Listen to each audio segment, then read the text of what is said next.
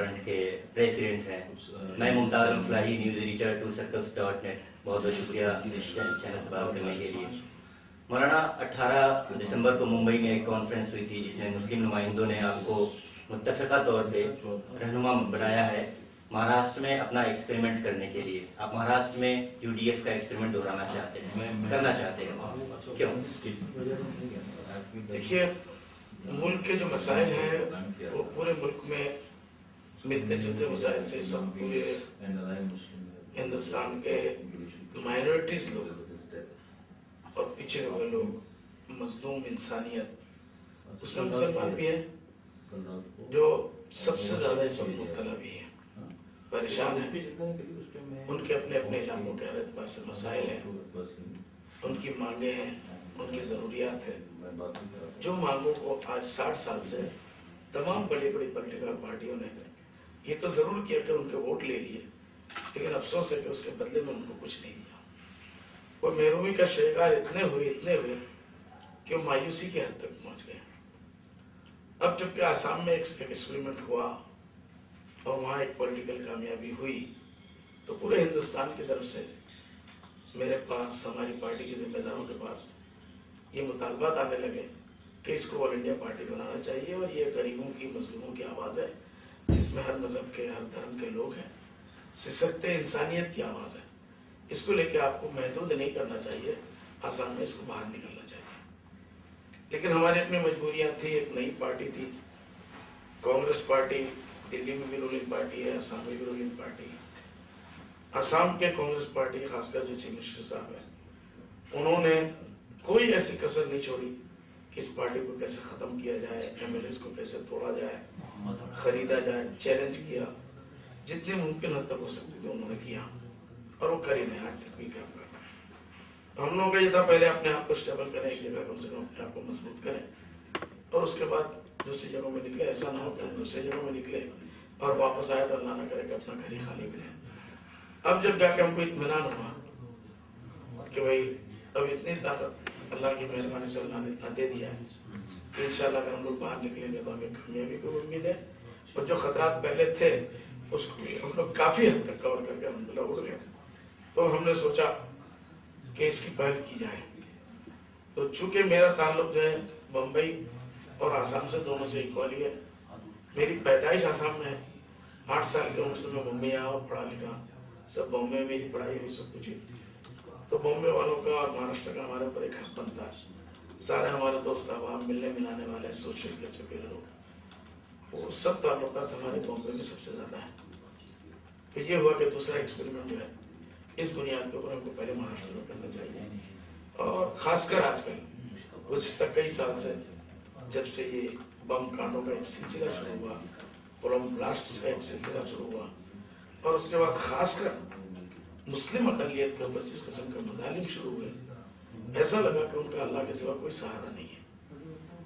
और हमें ये एहसास हुआ कि ये पॉलिटिकल बहुत बड़ी गहरी साजिश है। इसको साजिश को बेनकाब करना होगा और मुसलमानों को अपने पुराने एतमाद पे लाने की जरूरत है। मौलाना, आसाम यूनाइटेड डेमोक्रेटिक फ्रंट का बेस वोट जो है वो मुस्लिम है। आपने दूसरे तबकों को, जो दबे कुचले लोग हैं, उनको भी शामिल किया है। आसाम में मुसलमानों की आबादी 30% है और महाराष्ट्र में मुसलमानों की आबादी 10.6% है। आप जिस असेंबली सेगमेंट से जीत कर आए हैं वहाँ मुसलमानों की आबादी 74.29% है और महाराष्ट्र में कोई भी ऐसा जिला नहीं है जहाँ 20% से ज्यादा आबादी है, सिवाय मुंबई को छोड़कर जहाँ 22% है। तो आपकी महाराष्ट्र में इलेक्टोरल मैथमेटिक्स क्या होगी? देखिए, यही तो हमने शुरू से कहा, हम ये कहते आ रहे हैं कि ये सिर्फ मुसलमानों की पार्टी नहीं है। इसको लोग इस सदन को देने की कोशिश करते हैं। हम साफ ये कहते हैं कि बदरुद्दीन अगर एक मुसलमान है, मौलवी है, दाढ़ी वाला है, टोपी वाला है, इसका मतलब ये नहीं है कि वो पार्टी मुसलमानों की पार्टी हो गई। इसलिए कि सोनिया गांधी जी खुद एक क्रिश्चियन कम्युनिटी से ताल्लुक रखती है, अडवाणी जो है वो हिंदू कम्युनिटी से ताल्लुक रखता है, कांग्रेस के बड़े बड़े समाजवादी के जो लीडर हैं वो हिंदू कम्युनिटी से ताल्लुक रखते हैं, मायावती वो दलित से ताल्लुक रखते हैं। तो हमने कभी ये नहीं कहा कि ये हिंदू पार्टी हो गई, ये क्रिश्चियन पार्टी हो गई या ये दलितों की पार्टी हो गई, ऐसा नहीं है। लीडर कोई भी हो सकता है, लेकिन उसका मतलब ये नहीं है कि वो पार्टी उसी धर्म की होगी। हमारी पार्टी खालिस एक सेकुलर पार्टी है, اور سارے مذہب کے لوگوں کو لے کے چل رہی ہے. تناسب اس کا آج ہندوستان میں اس سے بہتر کیا تناسب ہوگا. ہم نے اپنے یہاں جب الیکشن میں کینڈیڈیٹس دیے تو 35 سے 40% ہم نے کینڈیڈیٹس نان مسلمس کو دیے.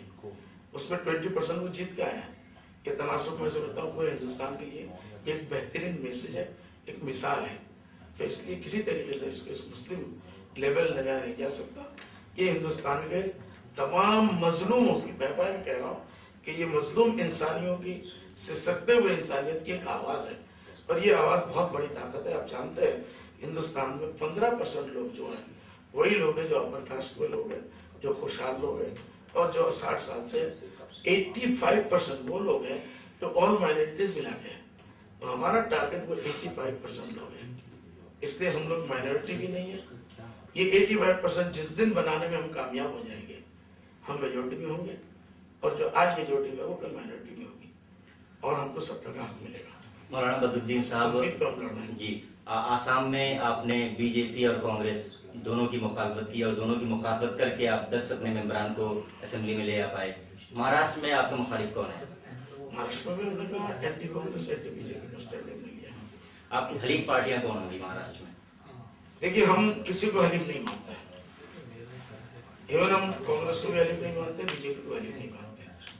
پالیٹکس میں حلیف ہوتے ہیں لوگ, لیکن یہ کوئی ذاتی دشمنی نہیں ہے, یہ حقوق کی لڑائی ہے.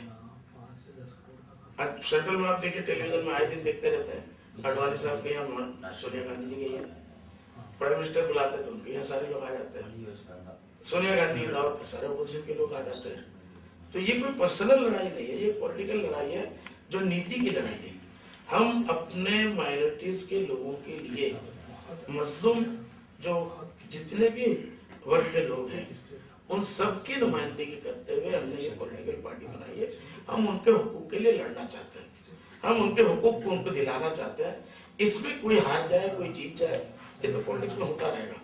ہم کسی کو حلیف نہیں سمجھتے. کل کوئی کانگریسی بھائی اگر دل کھول کے وہ پائی پر کانگریسی ہے اور وہ ہمارے اس کوس کو مانتا ہے اور دل سے سپورٹ کرتا ہے, وہ آتا ہے تو ایز اے انڈیویجل ہم اس کو ویلکم کریں گے. کسی اور پارٹی سے کوئی آتا ہے ہم اس کو ویلکم کریں گے.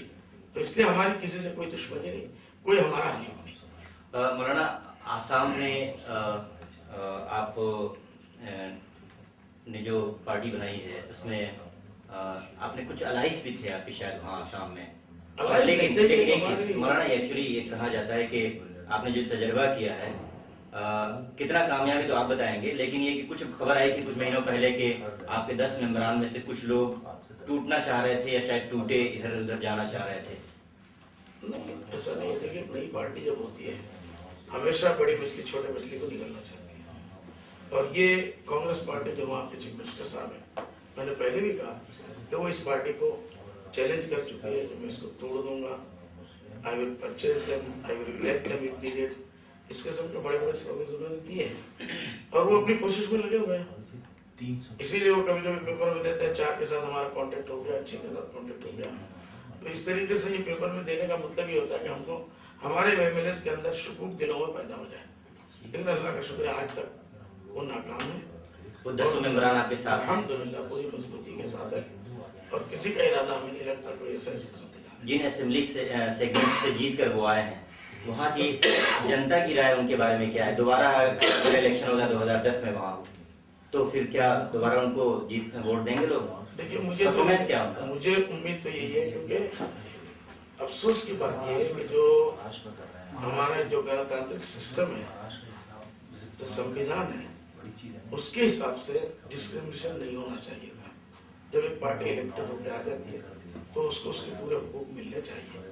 لیکن افسوس کی بات ہے کانگریس گورنمنٹ نے جو ہمارے آسام کی بات ہمیں اور جموں کشمیر نہیں مانا, انہوں نے صاف طے کیا ہے کہ بی جے پی کو کام دے دو, اے جے پی کو کام دے دو, کسی اور کو کام دے دو, لیکن یو ڈی ایف کو کام نہیں ملنا چاہیے. اس لیے کہ ان کا اور ہمارا ووٹ بینک ایک ہی ہے. یو ڈی ایف نے جنم لے کے سب سے بڑا نقصان اگر پہنچایا ہے تو کانگریس پارٹی پہنچایا ہے, اور وہ اس وقت رولنگ میں ہے. لیکن ہم الیکشنوں میں تقریروں میں جاتے ہیں, پروگراموں میں جاتے ہیں, لاکھ کے مجموعے لوگ کہتے ہیں کہ مولانا صاحب 60 سال میں ہم کو کچھ نہیں ملا, آپ کے 10 ایم ایل اے آنے کی وجہ سے. اگر یہ ظالم لوگ اور ضد کر کے ہمیں اور 10 سال نہیں دیتے ہیں, ہم انشاءاللہ آپ کے ساتھ میں آپ آگے بڑھیے. ہم 10 سال اور محروم رہیں گے لیکن ہم ان کے سامنے سر کو نہیں جھکائیں گے, ہم سرنڈر نہیں